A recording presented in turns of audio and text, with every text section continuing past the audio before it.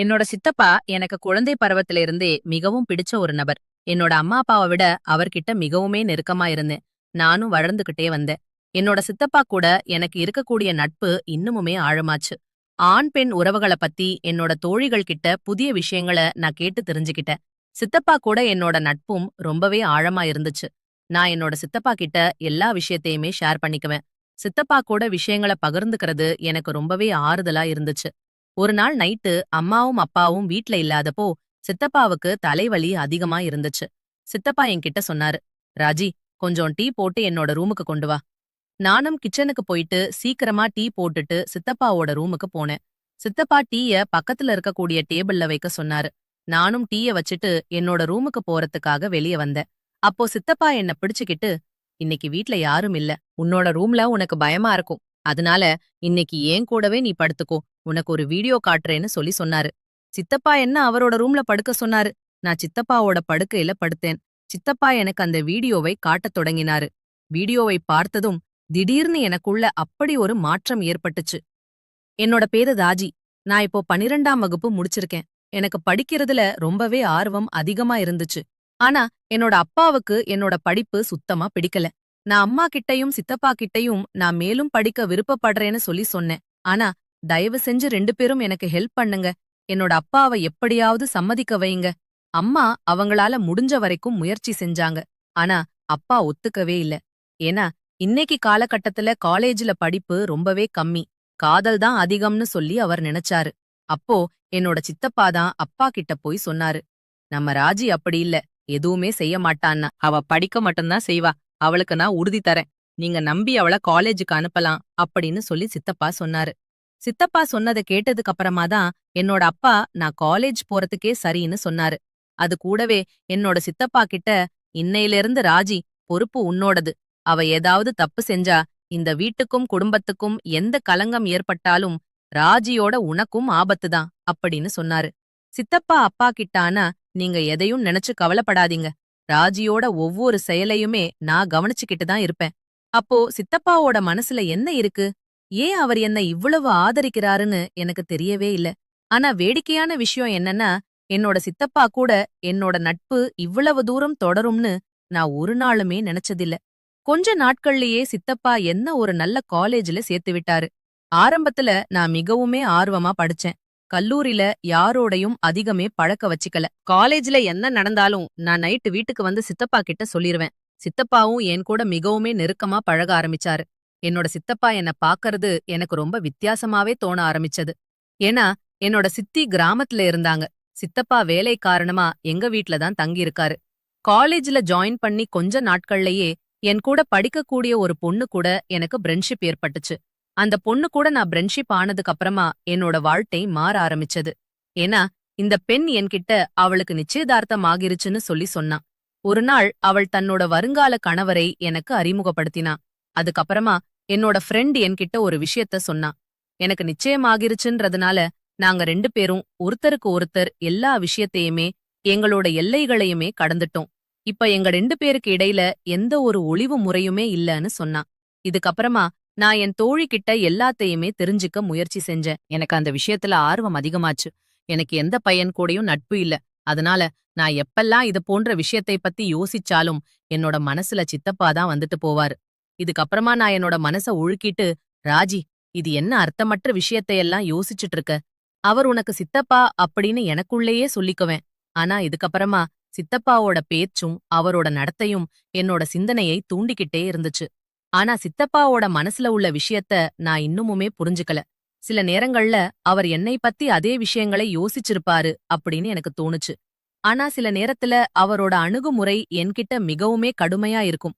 அது மட்டும் இல்லாம அவர் என்னோட அப்பா எவ்வளவு கண்டிப்பானவர் அப்படின்னும், நான் ஏதாவது தவறு செஞ்சுட்டா எனக்கும் அவருக்கும் என்ன நடக்கும் அப்படின்னு சொல்லிட்டு அடிக்கடி நினைவூட்டுவாரு. அவரோட இந்த பேச்சுகளை கேட்டு நான் என்னை கட்டுப்படுத்திக்கிட்டேன். ஆனா இளமை பருவம் குருடானதுன்னு சொல்லுவாங்க. இளமை பருவம் அப்படிதான். நான் காலேஜுக்கு போனதுக்கு அப்புறமா அதே விஷயத்த திரும்பவும் கேட்டேன். இதுக்கப்புறமா வீட்டுக்கு வந்து என்னோட தோழி சொன்ன விஷயங்கள பத்தி நான் ரொம்பவே ஆழமா யோசிச்சுட்டு இருப்பேன். அன்னைக்கு நான் ஒரு நாள் சோபால உட்கார்ந்து யோசிச்சுட்டு இருக்கும்போது என்னோட சித்தப்பா வேலை முடிச்சு வீட்டுக்கு வந்தாரு. என்னோட பக்கத்துல வந்து உட்கார்ந்துகிட்டு, என்ன அப்படி யோசிச்சுட்டு இருக்க ராஜி? அதுவும் இவ்வளவு ஆழமான்னு கேட்டாரு. நான் சித்தப்பாவ பார்த்து ஒரு பாவனையோட, சித்தப்பா, இன்னைக்கு என்னோட தோழி எனக்கு என்னென்ன சொன்னா தெரியுமான்னு கேட்டேன். ஒவ்வொரு முறையும் போலயே இன்னைக்கு நான் சித்தப்பா கிட்ட என்னோட மனசுல உள்ள விஷயத்த பகிர்ந்துக்க ஆரம்பிச்சேன். என்னோட குழந்தை பருவத்துல இருந்தே நான் என்னோட ஒவ்வொரு விஷயத்தையுமே சித்தப்பா கிட்ட சொல்ற பழக்கத்த வச்சிருந்தேன். அது எப்படிப்பட்ட விஷயமா இருந்தாலும் சரி. சித்தப்பாவும் என்ன மேல இருந்து கீழ பாத்துட்டு, ஆமா, உனக்கு என்னென்ன சொல்லணும், உன்னோட தோழி உனக்கு என்ன சொன்னான்னு கேட்டாரு. நான் அவர்கிட்ட, என்னோட தோழி என்கிட்ட இணையதளத்துல பல வகையான வீடியோக்கள் இருக்கு, அந்த வீடியோக்கள் எல்லாம் வகையான விஷயங்களும் கிடைக்கும்னு சொன்னான். உங்ககிட்ட மொபைல் இருக்கு, நெட் பேக்கேஜும் இருக்கு. நீங்க அந்த வீடியோக்களை பார்த்திருக்கீங்களா? அதனால நம்ம 2 பேரும் சேர்ந்து அந்த வீடியோக்களை பார்த்து சந்தோஷமா இருக்கலாம்னு சொன்னேன். நான் என்னோட முகத்தை சித்தப்பாவோட பக்கத்துக்கு கொண்டு போயிட்டு ரகசியமா இந்த விஷயத்தை சொன்னேன். ஆனா திடீர்னு அவர் என்ன உன்னிப்பா பார்த்துட்டு, அதுக்கப்புறமா ஒருவேளை தன்னோட மனசுக்குள்ள ஏதோ ஒரு முடிவை எடுத்துட்டு, சிரிச்சுட்டு ரகசியமா என்கிட்ட, ராஜி, இந்த மாதிரி விஷயத்தையெல்லாம் உன்னோட அப்பா கிட்ட சொல்லிராத. அப்படி நீ சொன்னன்னா உன்னோட அப்பா உன்னை ரொம்பவே மோசமா நடத்துவாரு. என்னையும் இந்த வீட்டிலேருந்து வெளிய அனுப்பிருவாரு. ஏன்னா நான் தான் உனக்கு பொறுப்பேத்து உன்னை காலேஜுக்கு அனுப்பி வச்சிருக்கேன். இதுக்கப்புறம் எனக்கும் இங்க தங்கறதுல பிரச்சனையாகிரும். மத்தபடி வீடியோ பார்க்கறத பத்தி சொன்னான். நீ நைட் என்னோட ரூம்க்கு வா. நான் உனக்கு எல்லா வகையான வீடியோக்களையும் காட்டுறேன்னு சொன்னாரு. சித்தப்பாவோட கண்ணுல ஒரு பிரகாசமான குறும்பு இருந்துச்சு. அது அப்ப எனக்கு புரியல. இதுக்கப்புறமா சித்தப்பா தன்னோட ரூமுக்கு போயிட்டாரு. நானும் படிக்கத் தொடங்கிட்டேன். இதுக்கப்புறமா எதிர்காலத்த பத்தி யோசிச்சேன். இப்ப என்னோட மனசுல புத்தகங்கள் வரவே இல்ல. நைட் என்ன நடக்கும் அப்படிங்கறத பத்தி மட்டுமே யோசிச்சுட்டு இருந்தேன். ஆனா படிப்பு முக்கியம். ஏன்னா படிப்பு விஷயத்துல சித்தப்பா ரொம்பவே கண்டிப்பா இருப்பாரு. அடிக்கடி என்னோட சித்தப்பா ஒரு விஷயத்த மட்டும் எனக்கு திரும்ப திரும்ப சொல்லுவாரு. நீ படிப்புல நல்லா சாதிச்சு, வாழ்க்கையில ஒரு உயர்ந்த இடத்துக்கு போயிட்டீன்னா, உன்னோட அப்பா உன்ன நல்லபடியா புரிஞ்சுக்குவாரு. உன்னோட சுதந்திரத்துக்கான கதவுகள் உனக்காக திறக்கப்படும்னு சொல்லுவாரு. அவர் இந்த வார்த்தைய எனக்கு மிகவும் சரியான தோணுச்சு. அதனால நான் என்னோட மனசுல இருந்த எல்லாத்தையுமே விட்டுட்டு, என்னோட காலேஜ் வேலைய ஆர்வத்தோட செய்யத் தொடங்கினேன். விரைவாக என்னோட வேலையுமே முடிச்சேன். நைட்ட நெருங்க நெருங்க என்னோட மனசுல சலசலப்பு ஏற்பட்டுச்சு. நைட்ட சாப்பிட்டு முடிச்சுட்டு என்னோட படிக்கிற வேலை, காலேஜ் வேலை எல்லாத்தையுமே முடிச்சுட்டு நைட்டே என்னோட சித்தப்பாவோட ரூமுக்கு போனேன். நான் அவரோட ரூமுக்கு போனப்போ சித்தப்பா பெண்களுக்கான ஒரு பேப்பர பாத்துட்டு இருந்தாரு. என்ன பார்த்ததும் அவர் சிரிச்சுட்டு அந்த பேப்பர மறைச்சு வச்சுட்டாரு. குளிர்காலம் நடந்துகிட்டு இருந்துச்சு. நாளுக்கு நாள் குளிர் அதிகமாகிட்டே இருந்துச்சு. இன்னைக்கு நைட்டும் குளிர் ரொம்பவே அதிகமா இருந்துச்சு. அதனால நான் போனதுக்கு அப்புறமா சித்தப்பாவோட படுக்கைக்குள்ள நுழைஞ்சேன். நுழைஞ்சு சித்தப்பாவோட பக்கத்துல ஒட்டி உட்கார்ந்துகிட்டு, இப்ப எனக்கு அந்த வீடியோவ சீக்கிரமா காட்டுங்க, இல்லன்னா அப்பா வர நேரம் ஆகிரும்னு சொல்லி சொன்னேன். இதுக்கப்புறமா சித்தப்பாவும் நேரத்த வீணடிக்காம எனக்கு அந்த வீடியோவ காட்ட ஆரம்பிச்சாரு. வீடியோவ பார்த்ததும் எனக்குள்ள நிறைய மாற்றங்கள் ஏற்பட்டுச்சு. நாங்க சில வீடியோக்களை மட்டுமே பார்த்தோம். அதுக்குள்ள தற்செயலா அப்பா எங்களோட ரூமுக்கு வந்துட்டாரு. அப்பா வந்ததும் எந்ததும் என்கிட்ட, இவ்வளவு நேரத்துல சித்தப்பாவோட ரூம்ல நீ என்ன பண்ற? உன்னோட ரூமுக்கு போ அப்படின்னு சொன்னாரு. அப்பா ரொம்பவே கடுமையானவர். நான் ரொம்பவே பயப்படுவேன். அதனால அப்பா கடுமையா சொன்னதும் நான் எல்லாத்தையுமே மறந்துட்டு சீக்கிரமா என்னோட ரூமுக்கு போயிட்டேன். அப்பா சித்தப்பாவோட ரூம்ல இருந்து வெளிய போயிட்டு தன்னோட ரூமுக்கு போனதுக்கு அப்புறமா நான் சித்தப்பாவோட ரூமுக்கு போகணும்னு நினைச்சேன். ஆனா அந்த நைட்டு அப்பாவுக்கு சித்தப்பா கிட்ட ஏதோ அவசர வேலை இருந்ததுனால அப்பா ரொம்ப நேரமா அவரோட ரூம்லயே உட்கார்ந்து பேசிட்டு இருந்தாரு. நான் வெயிட் பண்ணி பாத்துட்டு எப்ப தூங்க போனேன்னு எனக்கே தெரியல. அப்பா சித்தப்பாவோட ரூம்ல இருந்து எப்ப போனாருன்னு எனக்கு தெரியல. அடுத்த நாள் நான் காலேஜுக்கு போனேன். நான் நைட்டு ஆவலோட காத்துக்கிட்டு இருந்தேன். ஏன்னா நான் சில வீடியோக்கள் மட்டும்தான் பார்த்தேன். எப்படியோ என்ன கட்டுப்படுத்திக்கிட்டேன். நேரம் வந்துச்சு வீடியோ பார்க்க சித்தப்பாவோட ரூமுக்கு போனேன். அப்போ சித்தப்பா அவரோட ஆபீஸ் வேலையெல்லாம் பார்த்துட்டு இருந்தாரு. அதனால என்னோட ஆபீஸ் வேலையெல்லாம் நான் முடிச்சறேன். நீ கொஞ்ச நேரம் கழிச்சு என்னோட ரூமுக்கு வா. நான் உனக்கு வீடியோ காட்டுறேன்னு சொன்னாரு. நான் காலையில இருந்து வீடியோ பார்க்க ரொம்பவே இன்ட்ரெஸ்டா இருந்தேன். சித்தப்பா மேல கொஞ்சம் கோவமா தான் இருந்துச்சு. சித்தப்பா என்னோட மொபைல் நெட் பேக்கேஜ் போட்டு விட்டாரு. அப்போ என்னோட போனுக்கு ஒரு புதிய எண்ணில இருந்து செய்தி வந்துச்சு. அவர் அனுப்புன அந்த படத்தை பார்த்ததும் என்னோட கண்கள் அகலமா விரிய ஆரம்பிச்சது. நான் இன்னும் அந்த படத்தை பார்த்துக்கிட்டே இருந்தேன். அப்போ அந்த நபர்கிட்ட இருந்து செய்திகள் வரத் தொடங்கிச்சு. அவர் ரொம்பவே ரொமானட்டிக்கான பணியில பேசிக்கிட்டே இருந்தாரு. நான் ஏற்கனவே அவளோட இருந்ததுனால அதே பணியில பதில் சொல்லவும் ஆரம்பிச்சேன். பிறகு இந்த விஷயத்த சித்தப்பா கிட்ட சொல்லணும்னு எனக்கு தோணுச்சு. நான் உடனே சித்தப்பாவோட ரூமுக்கு போனேன். ஆனா அவரோட ரூம் பூட்டப்பட்டிருந்துச்சு. அப்ப நான் என்னோட ரூமுக்கு திரும்பி வந்து அந்த அறிமுகமில்லாத பையன் கூட அப்படியே பேச ஆரம்பிச்சேன். இதுக்கப்புறமா ரூமுக்கு வந்து அந்த பையன் கூட திரும்பியும் சேட் பண்ண ஆரம்பிச்சேன். நான் அவன் கூட நான் உன்னை பார்க்கணும் அப்படின்னு சொல்லி சொன்னேன். வீடியோ கால் பேச வர சொன்னேன். ஆனா அந்த பையன் மறுத்துட்டான். இந்த நேரத்துல நான் என்னோட ரூம்ல இருந்து வெளியே வந்தப்போ என்னோட பார்வை சித்தப்பா மேல பட்டுச்சு. அவர் அப்பதான் தன்னோட ரூம்ல இருந்து வெளியே வந்து படிகள்ல மொட்டை மாடிக்கு போய்கிட்டு இருந்தாரு. அவரோட கையில மொபைல் இருந்துச்சு. அவர் நைட்ல இந்த நேரத்துல மொட்டை மாடிக்கு அதுக்கு போறாரு. எனக்கு ஆச்சரியமா இருந்துச்சு. நைட்டு 12 மணி ஆகிருச்சு. எனக்கு தூக்கமே வரல. ஆனா என்னோட மனசுல ஒரு சந்தேகம் வந்துச்சு. ஒருவேளை சித்தப்பா தான் நியூ நம்பர்ல இருந்து எனக்கு மெசேஜ் அனுப்பினாரோ? சரி, நான் இந்த விஷயத்த பத்தி யோசிச்சுக்கிட்டே என்னோட சித்தப்பாவோட எண்ணங்கள்ல எப்ப நான் தூங்குனேன்னு எனக்கே தெரியல. காலையில நான் சித்தப்பாவோட முகம் ரொம்பவே சந்தோஷமா இருக்கிறத பார்த்தேன். அவர் என் கூட ரொம்பவே சிரிச்சு பேசிக்கிட்டு இருந்தாரு. இதுக்கு முன்னாடி நான் காலேஜுக்கு நடந்து போவேன். ஆனா அந்த நாள், சித்தப்பா இன்னைக்கு நான் உன்னை பைக்ல காலேஜுக்கு கூட்டிட்டு போறேன்னு சொன்னாரு. அதனால நான் அவர் கூட கிளம்பிட்டேன். காலேஜ் முடிச்சதுக்கு அப்புறமா நான் கேட்ட விட்டு வெளியே வந்தப்போ சித்தப்பா ஏற்கனவே எனக்காக காத்துட்டு இருந்தாரு. இதுக்கப்புறமா நான் சித்தப்பா கூட வீட்டுக்கு வந்தேன். அன்னைக்கு அம்மா அப்பா வீட்ல இல்ல. சித்தப்பா என்கிட்ட, நீ என்கிட்ட திரும்பியும் அந்த வீடியோவ பார்க்கணும் அப்படின்னு ஏன் நீ கேட்கலன்னு கேட்டாரு. அதுக்கு நான் ஏற்கனவே பார்த்துட்டேன்னு சொல்லி சொன்னேன். சித்தப்பா திடீர்னு ஆச்சரியத்தோட என்ன பார்த்து, எப்படி பார்த்த அப்படின்னு என்கிட்ட கடுமையா கேட்டாரு. நான், எனக்கு ஒரு புதிய நண்பர் கிடைச்சிருக்காரு, அவர் அனுப்புனாரு. நான் நைட்டு உங்களுக்கு சொல்ல வந்தேன். ஆனா நீங்க தூங்கிட்டு இருந்தீங்கன்னு சொன்னேன். இத கேட்டதுமே என்னோட சித்தப்பா ஆழமா ஏதோ யோசனையில ஆழ்ந்தாரு. அவரு, நீ இப்ப போயிட்டு உன்னோட ட்ரெஸ் எல்லாம் மாத்திக்கிட்டு வான்னு சொன்னாரு. என்னோட ரூம்க்கு போனேன். நான் திரும்பியும் அந்த வரவேற்பறைக்கு வந்தப்போ என்னோட சித்தப்பா என்னோட மொபைல்ல ஏதோ தேடிக்கிட்டு இருக்கறத பார்த்தேன். நான் அவர்கிட்ட சொல்றத பார்த்ததும் சித்தப்பா என்னோட மேசையில வச்சிட்டாரு. அதுக்கப்புறம் 2 பேரும் சேர்ந்து சாப்பிட்டோம். நான் சாப்பிடும்போது சித்தப்பாவ பார்த்தேன். அவர் என்ன ரொம்பவே விசித்திரமா பாக்குற மாதிரி இருந்துச்சு. அவர் என்கிட்ட எதையோ சொல்ல முயற்சி பண்ணாரு அப்படின்னு எனக்கு தோணுச்சு. ஆனா அவரால எதுவுமேமே சொல்ல முடியல. நான் மனசுக்குள்ளேயே, சித்தப்பா சொல்லுங்க, நான் உங்களுக்கு மறுக்க மாட்டேன்னு நினைச்சேன். அதுக்கப்புறமா என்னோட பார்வை சித்தப்பாவோட முகத்தில இருந்து அவரோட மொபைலுக்கு மாறுச்சு. ஏன்னா நான் இன்னைக்கு இந்த அறிமுகமில்லாத பையனோட மெசேஜுக்காக காத்திருந்தேன். அவர் இன்னும் எனக்கு மெசேஜ் அனுப்பல. சித்தப்பாவும் இப்போதைக்கு ஏதோ சொல்ல விரும்புறாரு. அப்ப நான் மொபைல எடுத்துக்கிட்டேன். நானே அந்த நம்பருக்கு மெசேஜ் பண்ண ஆரம்பிச்சேன். ஆனா என்னோட சித்தப்பா என்னோட கையில இருந்து மொபைல பிடுங்கிட்டாரு. அப்போ சித்தப்பா, ராஜி சாப்பிடுறப்ப மொபைல் யூஸ் பண்றது நல்ல விஷயம் இல்ல. அதனால மொபைல என்கிட்ட கொடுன்னு சொன்னாரு. அவர் இத சொல்லிட்டு என்னோட மொபைல அவரோட பக்கத்திலேயே வச்சுக்கிட்டாரு. நான் சீக்கிரமா சாப்பிட்டுட்டு சித்தப்பாவோட இப்ப மொபைல் எனக்கு கொடுங்கன்னு சொல்லி கேட்டேன். அதுக்கு அவர் கொடுப்பேன். இப்ப நீ போய் பாத்திரத்தை எல்லாமே கழுவி வச்சுட்டு ரூமுக்கு வா. நான் ரொம்பவே சந்தோஷமானேன். பொறாமையினால இந்த சித்தப்பா என்னோட விருப்பத்த நிச்சயமா நிறைவேற்றுவாருன்னு. நான் அப்படிதான் செஞ்சேன். சீக்கிரமா பாத்திரம் எல்லாமே கழுவி வச்சுட்டு என்னோட காலேஜ் வேலையெல்லாம் முடிச்சேன். நைட்டு 11 மணி ஆகிருச்சு. நான் சித்தப்பாவோட ரூமுக்கு வந்து அவர்கிட்ட, இப்ப என்னோட மொபைல எனக்கு கொடுங்க, நான் அந்த ஃப்ரெண்டு கூட பேசணும்னு சொன்னேன். சித்தப்பா என்னோட தலை ரொம்பவே வலிக்குது. முதல்ல எனக்கு ஒரு டீ போட்டு கொண்டு வா அப்படின்னு சொன்னாரு. நானும் உடனே கிச்சனுக்கு போயிட்டு டீ போட போனேன். கொஞ்ச நேரம் கழிச்சு நான் டீயோட ரூம்குள்ள வந்தேன். டீய மேசையில வச்சுட்டு திரும்பி போக போனேன். அப்ப சித்தப்பா என்னோட கைய பிடிச்சு, இன்னைக்கு நைட்ட நீ என்னோட ரூம்லயே தங்குன்னு சொல்லி சொன்னாரு.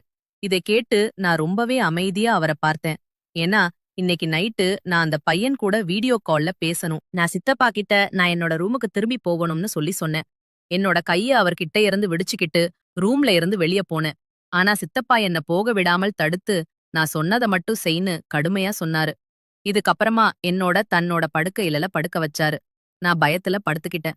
நைட்டு முழுவதும் சித்தப்பா என் கூட என்ன செஞ்சாருன்னு என்னால ஒருபோதுமே நினைச்சு பார்க்க முடியல. அவர் நீர நேரமா என்னோட மொபைல பயன்படுத்திக்கிட்டே இருந்தாரு. என்ன தூங்கவே விடல. நைட்டு 12 மணிக்கு அவர் என்கிட்ட, அந்த பையன் யாரு?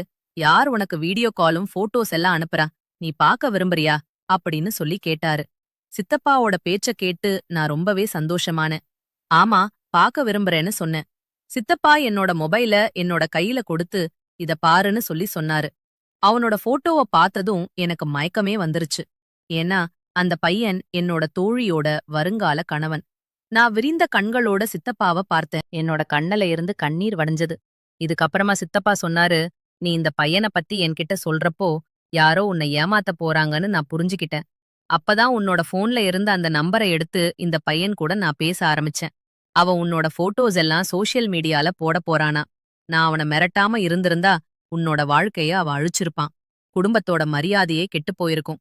இந்த விஷயம் உன்னோட அப்பாவுக்கு தெரிஞ்சா உன்னையும் என்னையும் என்ன செய்வாருன்னு யோசிச்சு பாரு. இது உனக்கு நல்ல விஷயத்த தெரிஞ்சுக்கிற வயசு. இது போன்ற கெட்ட விஷயங்கள்ல இருந்தும் அந்த செயல்கள்ல இருந்தும் உன்னை பாதுகாத்துக்கணும். நீ என்கிட்ட இது போன்ற விஷயத்த பத்தி பேசினப்போ நான் அந்த விஷயங்கள உன்னோட குழந்தை பெருமாவும் வேடிக்கையாவும் எடுத்து தள்ளிவிட்டேன். ஆனா இதுக்கப்புறம் எனக்கு புரிஞ்சது, நான் தள்ளி விடுறதுக்கு பதிலா உனக்கு எப்படியாவது புரிய வைக்கணும்னு சொல்லி அப்பதான் நான் உனக்கு கடுமையா புரிய வைக்கிறதுக்காக பதிலா உன்னோட நட்ப வளர்த்தேன். அப்ப நான் உன்ன கடுமையான வார்த்தைகளை புரிய வைக்க முயற்சி எடுத்திருந்தா ஒருவேளை நீ புரிஞ்சுப்ப, பதிலா கோவமாகி இருப்ப. இதுக்கப்புறமா நீ என்கிட்ட விஷத்தை பகிர்ந்து கொள்ளாமையே இருந்திருப்ப. என்ன விட்டு விலகி மத்தவங்களோட வலையில சிக்கியிருப்ப. சித்தப்பாவோட பேச்ச கேட்டு நான் தேம்பி தேம்பி அழுதேன். அவர் எனக்கு ஆறுதல் கூறி அமைதிப்படுத்தினாரு. அதுக்கப்புறமா காலேஜ்ல படிப்பு விஷயத்துல திறமையான பெண்கள் கூட நட்பு கொள்ளணும் அப்படின்னு சொன்னாரு. கெட்ட விஷயங்கள்ல உள்ள பெண்கள் கூட ஃப்ரெண்ட்ஷிப் வச்சுக்க கூடாதுன்னு சொன்னாரு. நான் சித்தப்பா கிட்ட இப்போ நான் படிப்புல மட்டும்தான் கவனம் செலுத்துவேன். இது போன்ற பெண்கள் ஆண்கள் கிட்ட கெட்ட செயல்கள இனிமே ஈடுபட மாட்டேன்னு சொன்னேன். இன்னைக்கு காலகட்டத்துல பெற்றோர் தங்களோட குழந்தைகளுக்கு எல்லா விஷயத்தையுமே பகிர்ந்து கொள்ள அனுமதிக்கிறது இல்ல. இது அவங்களுக்கு இழைக்கக்கூடிய பெரிய அநீதி. குழந்தைகளுக்கு நல்ல கெட்ட விஷயங்களுக்கு இடையிலான வித்தியாசத்த கண்டிப்பா சொல்லிக் கொடுக்கணும். பள்ளி அல்லது காலேஜ்ல ஏதாவது தவறு நடந்தா தங்களோட பெற்றோர்கிட்ட பகிர்ந்துக்கணும். இதனால எதிர்காலத்தில் வரக்கூடிய சிக்கல்களை தவிர்க்கலாம். குழந்தைகளுக்கு சரி மற்றும் தவறுக்கிடையான வேறுபாட்டை கண்டிப்பா அவங்களுக்கு சொல்லிக் கொடுக்கறது மிக மிக அவசியமான ஒரு விஷயம். குழந்தைகளுக்கு இந்த சமூகத்தில இருக்க நல்ல விஷயங்கள் எது, கெட்ட விஷயங்கள் எது, அதை எப்படி அணுகணும், நல்ல விஷயங்களை எப்படி எடுத்துக்கணும், கெட்ட விஷயங்கள எப்படி தவிர்க்கணும் அப்படிங்கறத ஒவ்வொரு பெற்றோரும் சரி, அவங்க கூட இருக்கக்கூடிய உறவுகளும் அவங்களுக்கு கண்டிப்பா ஷேர் பண்ணணும். அப்பதான் இந்த சமூகத்துல அவங்களுக்கு வரக்கூடிய தீய விஷயங்கள்ல இருந்து அவங்கள கண்டிப்பா பாதுகாக்க முடியும். எப்பவுமே அவங்க கூட நட்பா இருக்கிறது ரொம்ப ரொம்ப அவசியமான ஒரு விஷயம். இந்த கதை பத்தின உங்களோட கருத்துக்கள கீழே இருக்கக்கூடிய கமெண்ட் செக்ஷன்ல ஷேர் பண்ணுங்க. அடுத்த இன்னொரு இன்ட்ரெஸ்டிங்கான கதையில சந்திக்கலாம். நன்றி. இத பகிர்ந்துக்க ஆரம்பிச்சேன். என்னோட குழந்தை பருவத்துல இருந்தே நான் என்னோட ஒவ்வொரு விஷயத்தையுமே சித்தப்பா கிட்ட சொல்ற பழக்கத்த வச்சிருந்தேன். அது எப்படிப்பட்ட விஷயமா இருந்தாலும் சரி. சித்தப்பாவும் என்ன மேல இருந்து கீழ பாத்துட்டு, ஆமா, உனக்கு என்னென்ன சொல்லணும், உன்னோட தோழி உனக்கு என்ன சொன்னான்னு கேட்டாரு. நான் அவர்கிட்ட, என்னோட தோழி என்கிட்ட இணையதளத்துல பல வகையான வீடியோக்கள் இருக்கு. அந்த வீடியோக்கள் எல்லாம் வகையான விஷயங்களும் கிடைக்கும்னு சொன்னான். உங்ககிட்ட மொபைல் இருக்கு, நெட் பேக்கேஜும் இருக்கு. நீங்க அந்த வீடியோக்களை பார்த்திருக்கீங்களா? அதனால நம்ம 2 பேரும் சேர்ந்து அந்த வீடியோக்களை பார்த்து சந்தோஷமா இருக்கலாம்னு சொன்னேன். நான் என்னோட முகத்தை சித்தப்பாவோட பக்கத்துக்கு கொண்டு போயிட்டு ரகசியமா இந்த விஷயத்தை சொன்னேன். ஆனா திடீர்னு அவர் என்ன உன்னிப்பா பார்த்துட்டு, அதுக்கப்புறமா ஒருவேளை தன்னோட மனசுக்குள்ள ஏதோ ஒரு முடிவை எடுத்துட்டு சிரிச்சிட்டு ரகசியமா என்கிட்ட, ராஜி, இந்த மாதிரி விஷயத்தையெல்லாம் உன்னோட அப்பா கிட்ட சொல்லிராத. அப்படி நீ சொன்னன்னா உன்னோட அப்பா உன்னை ரொம்பவே மோசமா நடத்துவாரு. என்னையும் இந்த வீட்டிலேருந்து வெளிய அனுப்பிருவாரு. ஏன்னா நான் தான் உனக்கு பொறுப்பேத்து உன்னை காலேஜுக்கு அனுப்பி வச்சிருக்கேன். இதுக்கப்புறம் எனக்கும் இங்க தங்கறதுல பிரச்சனையாகிரும். மத்தபடி வீடியோ பார்க்கறத பத்தி சொன்னான். நீ நைட் என்னோட ரூம்க்கு வா. நான் உனக்கு எல்லா வகையான வீடியோக்களையும் காட்டுறேன்னு சொன்னாரு. சித்தப்பாவோட கண்ணுல ஒரு பிரகாசமான குறும்பு இருந்துச்சு. அது அப்ப எனக்கு புரியல. இதுக்கப்புறமா சித்தப்பா தன்னோட ரூமுக்கு போயிட்டாரு. நானும் படிக்கத் தொடங்கிட்டேன். இதுக்கப்புறமா எதிர்காலத்த பத்தி யோசிச்சேன். இப்ப என்னோட மனசுல புத்தகங்கள் வரவே இல்ல. நைட் என்ன நடக்கும் அப்படிங்கறத பத்தி மட்டுமே யோசிச்சுட்டு இருந்தேன். ஆனா படிப்பு முக்கியம். ஏன்னா படிப்பு விஷயத்துல சித்தப்பா ரொம்பவே கண்டிப்பா இருப்பாரு. அடிக்கடி என்னோட சித்தப்பா ஒரு விஷயத்த மட்டும் எனக்கு திரும்ப திரும்ப சொல்லுவாரு. நீ படிப்புல நல்லா சாதிச்சு வாழ்க்கையில ஒரு உயர்ந்த இடத்துக்கு போயிட்டீன்னா உன்னோட அப்பா உன்னை நல்லபடியா புரிஞ்சுக்குவாரு.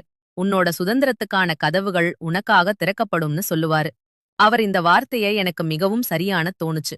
அதனால நான் என்னோட மனசுல இருந்த எல்லாத்தையுமே விட்டுட்டு என்னோட காலேஜ் வேலைய ஆர்வத்தோட செய்யத் தொடங்கினேன். விரைவாக என்னோட வேலையுமே முடிச்சேன்.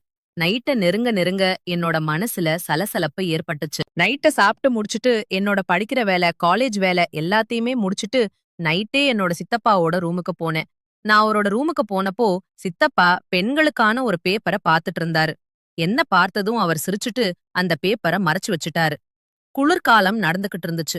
நாளுக்கு நாள் குளிர் அதிகமாகிட்டே இருந்துச்சு. இன்னைக்கு நைட்டும் குளிர் ரொம்பவே அதிகமா இருந்துச்சு.